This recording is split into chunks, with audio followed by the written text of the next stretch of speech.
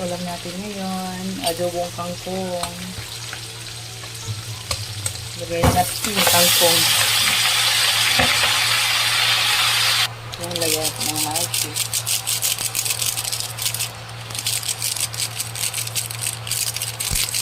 Takpan lang natin yun. Yan, lagyan natin ng oyster.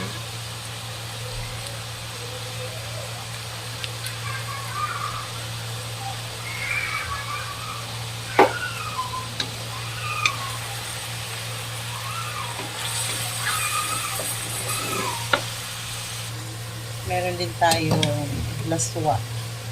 Nilagyan ko siya ng mais, bunga ng malunggay, tanglad ng kamatis, para may sabaw. Ngayon, ilalagay na natin ang ating tofu or tokwa.